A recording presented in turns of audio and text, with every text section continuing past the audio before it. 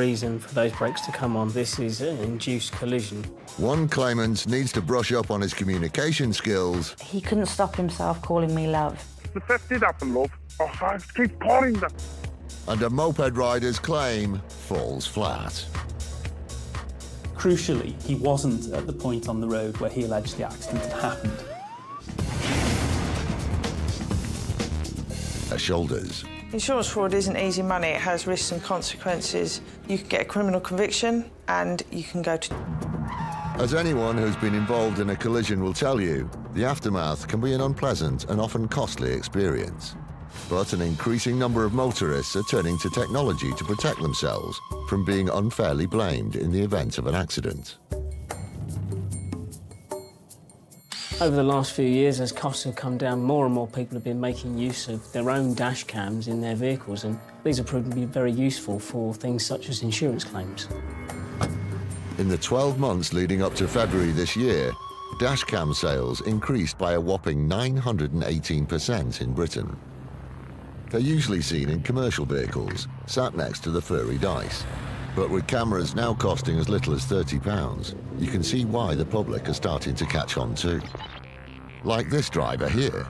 But as he took his brand new dashboard camera out for its maiden voyage, the last thing he was expecting to happen was this.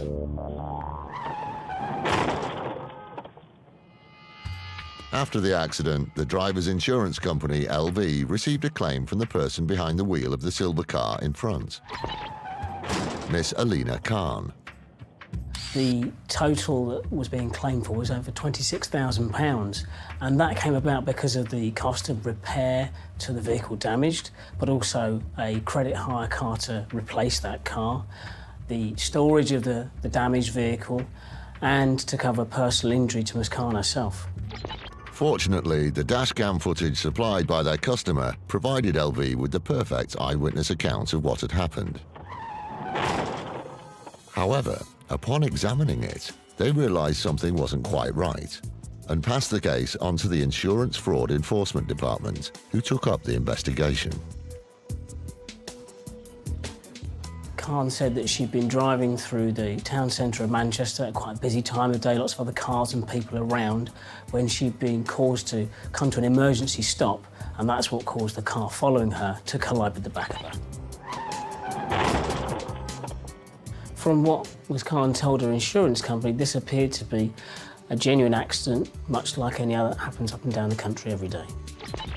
After watching the footage, IFED investigators soon shared the insurer's concerns that this was anything but a genuine accident. There were a number of things about this claim that raised suspicions. OK, so as you can see, this is Ms. Khan's silver Audi in front. The road is clear in front of the silver Audi, and there it goes, the brakes come on, but there's absolutely no reason for those brakes to come on. There's nothing in front. This is an induced collision. As if Miss Khan slamming on her brakes for no apparent reason wasn't suspicious enough, the footage also highlighted something else that pointed toward foul play. What the dashcam footage also shows is that the following driver had absolutely no way of avoiding a collision because he can't move over to the left. He's being boxed in by another black Audi vehicle. This is quite a classic kind of MO. You have to have another vehicle there to either act as a decoy to nominally cause the brakes to come on, or to force the following vehicle, the target, that it's got nowhere else to go, so it has to crash. As the two cars wait alongside each other at the traffic lights, their trap was set. And seconds after the impact, we see the black Audi, which has been positioned alongside the whole time to prevent the victim from avoiding the collision.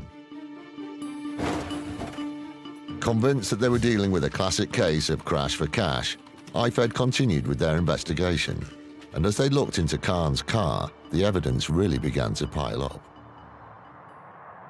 Part of the cost of this claim were the courtesy car replacement vehicle for Miss Khan's Audi, a black Audi, and the investigation revealed that the car boxing in the other driver was the car that she later used as a courtesy car.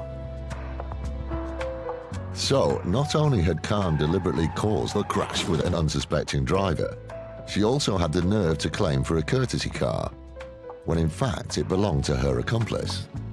But Khan's lies didn't end there. According to Miss Khan, her silver Audi was undrivable, and so it needed to be in storage at high expense. When we looked at traffic cameras, it was still being driven around, so it clearly was still drivable. With every element of Khan's claim proving to be fraudulent, IFED turned their attention to the claims management company, who were pursuing the claim on her behalf. AMC Claims Limited in Manchester. AMC's role was to work between Ms Khan and the other driver's insurance company in organising things such as the credit hire and any medical examinations that were required. On the face of it, AMC Claims was a legitimate claims management company like any other. However, further investigation revealed that the owner of AMC Claims Limited, Sarfaraz Ahmed, was actually friends with the driver of the black Audi, Kamran Yassin, and that wasn't all. The deeper we investigated into the circumstances of this collision, the more it became apparent that it was all set up from the start, and they had a plan. The vehicles were added to insurance policies just before this all happened, and there was clear evidence that they'd been in close contact leading up to and just after the collision. With proof that the drivers of both Audis and the owner of the claims management company were in on the scam from the start, IFED arrested all three. This web of fraud had been exposed thanks to one trusty eyewitness. The dashcam footage was hugely significant. It gave us lots of lines of investigation to follow, and it enabled us to confront Ms Khan with the real circumstances of what had happened that day. At trial, all three of those people were found guilty by a judge. I don't think any of those three people were surprised to be arrested, but certainly they showed no remorse whatsoever throughout our investigation or at court. Justice was served when Alina Khan received a 14-month suspended sentence, and Kamran Yassin, who was behind the wheel of the black Audi, received a 16-month suspended sentence, along with 280 hours of community service.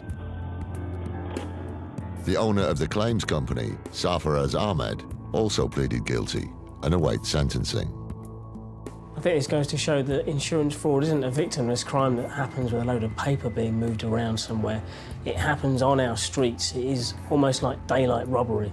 I think if these three hadn't have been stopped, they'd have carried on orchestrating collisions on the roads and hurting members of the public. Sadly, in this country, we have had serious injuries and deaths from crash-for-cash scams, and that shows why it's so important to investigate and stop people like this. Still to come, a pothole prang is investigated. The nature of the pothole didn't look to us to be of the type of severity that would cause someone to come off their bike. And an apparent victim of theft isn't in the mood for talking. Before we even got to discuss anything, the customer strangely decided to terminate the call.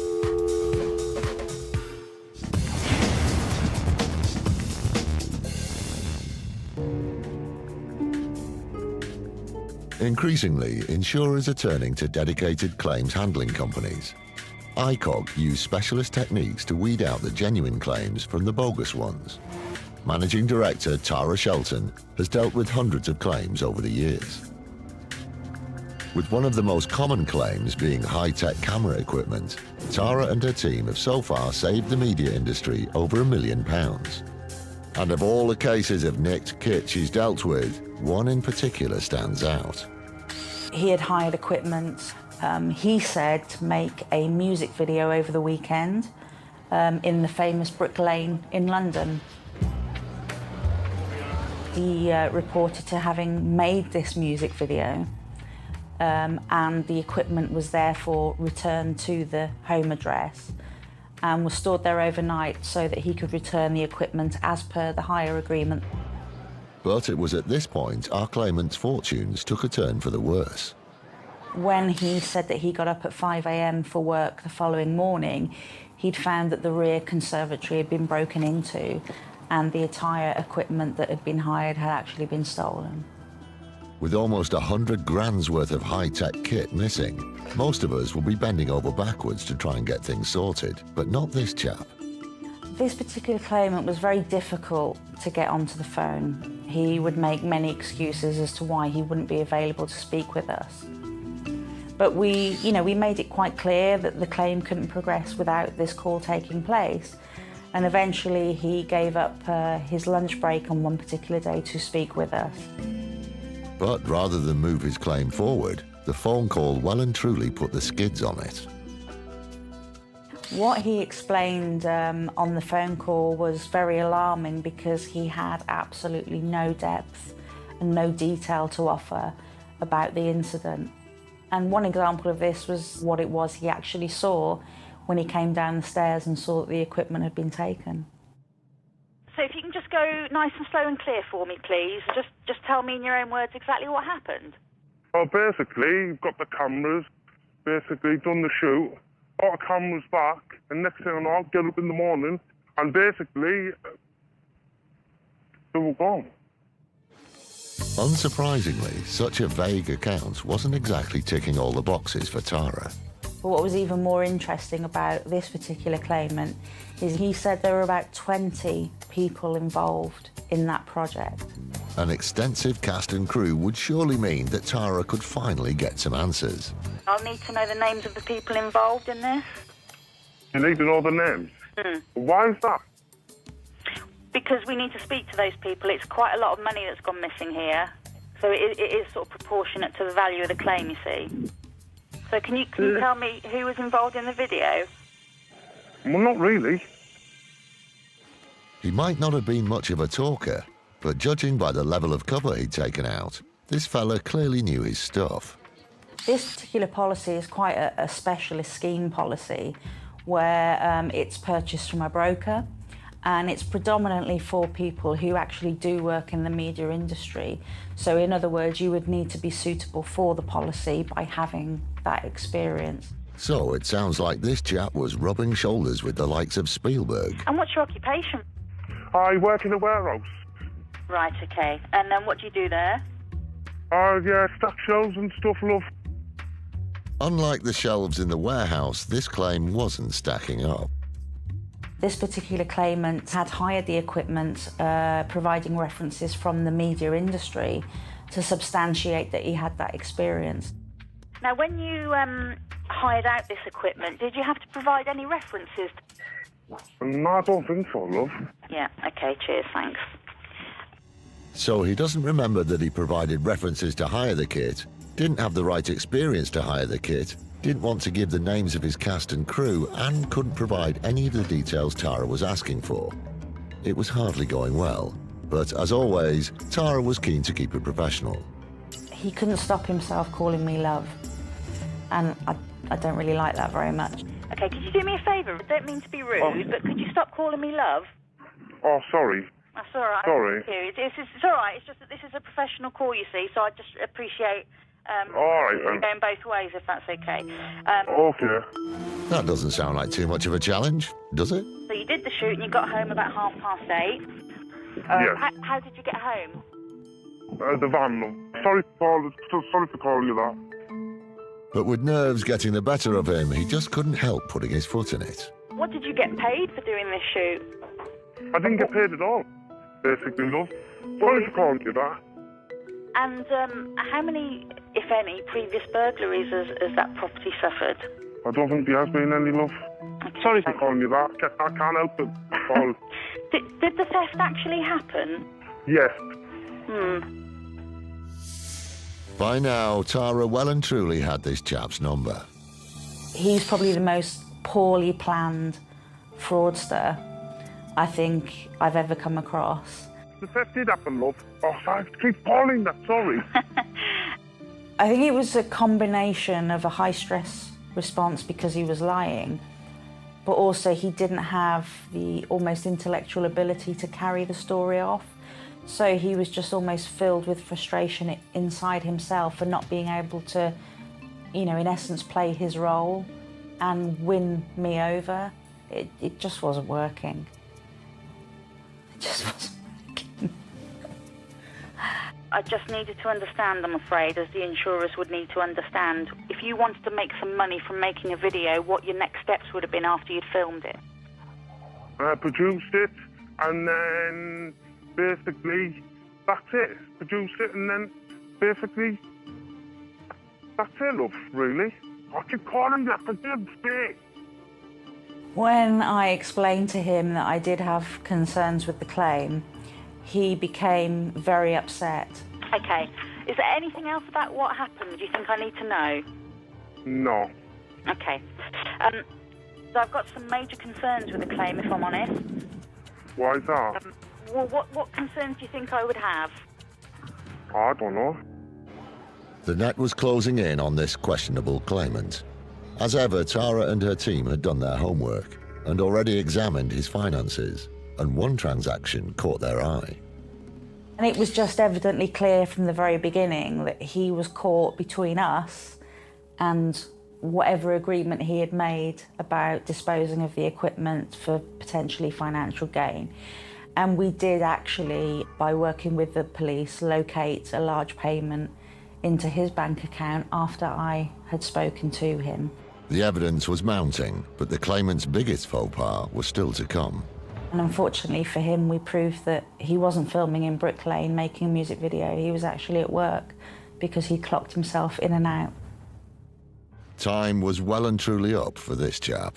The conclusion of this claim was the right one. We invoked the fraud condition and the policy was voided as if it never existed. Right, I think the time's up now because I've got to go. I'm going to go and get them at the window. Can I just tell you then before you go? Yes? If you're not going to allow me the opportunity to explain because you're going to go, there appears to be several breaches in the policy. Okay. Even those that want to try and defraud insurers and plan and plan and plan and think they've got their story watertight will still get found out. He thought it would be easy. He thought it would be easy, and it isn't easy.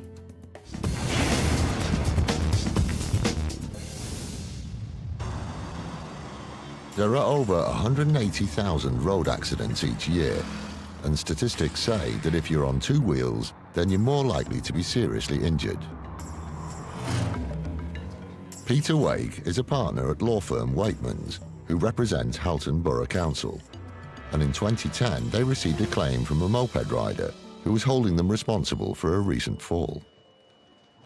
The initial claim brought by Mr. Condren was for £50,000 worth of damages, that's personal injury damages and loss of earnings, in relation to an alleged accident on the highway when he said he'd fallen off his moped as a result of an alleged pothole in the road. The rider was Daniel Condren, and according to the details on his claim form, the effects of the fall were long-lasting.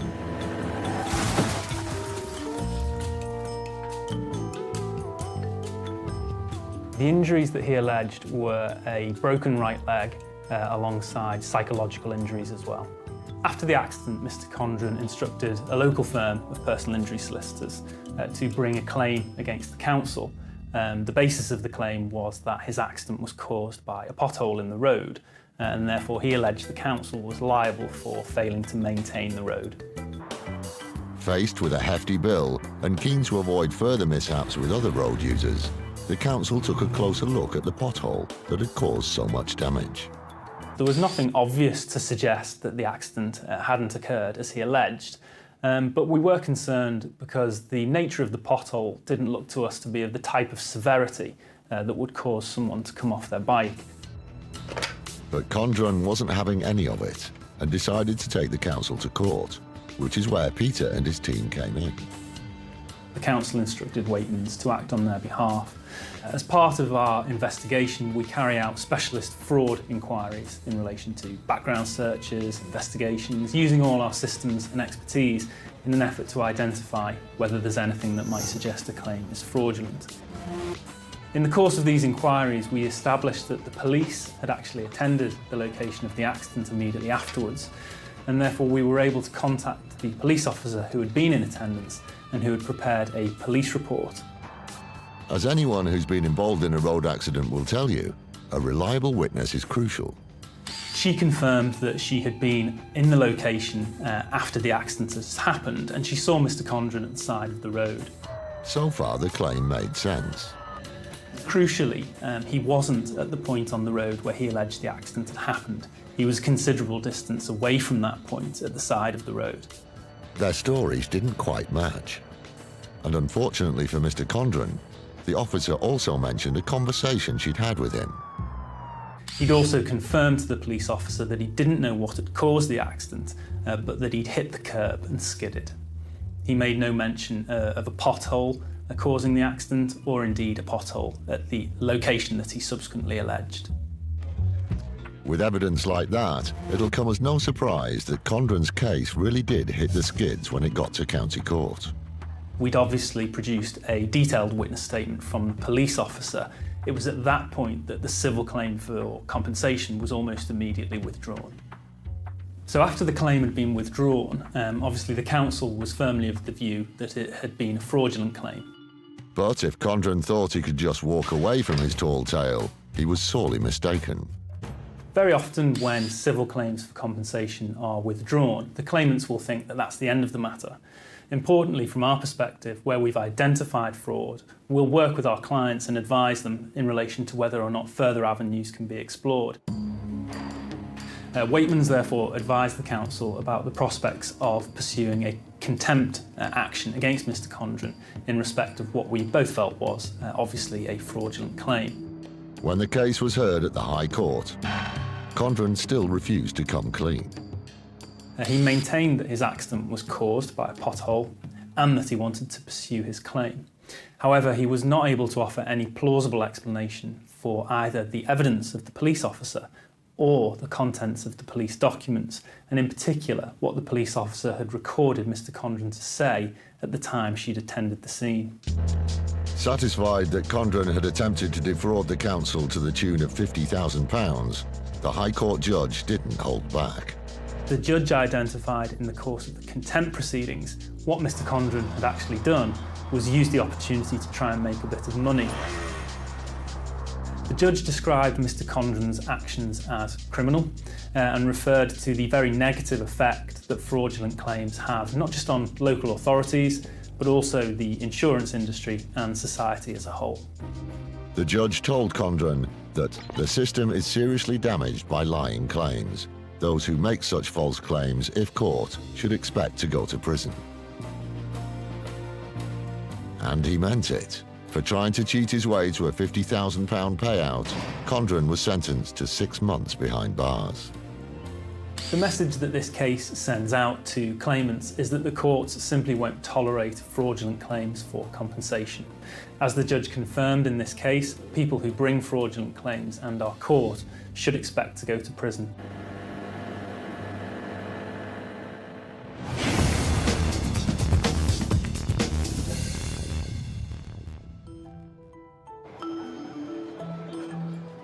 In this day and age, most of us can't imagine life without our trusted smartphone.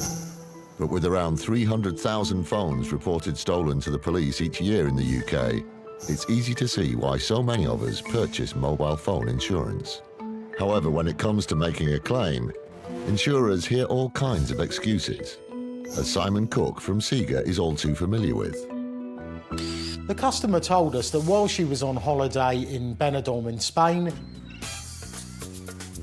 she unfortunately became the victim of a theft. The customer claimed for a purse, £300 in cash, and a high-end mobile phone. By the sounds of it, this thief had got away with quite the haul.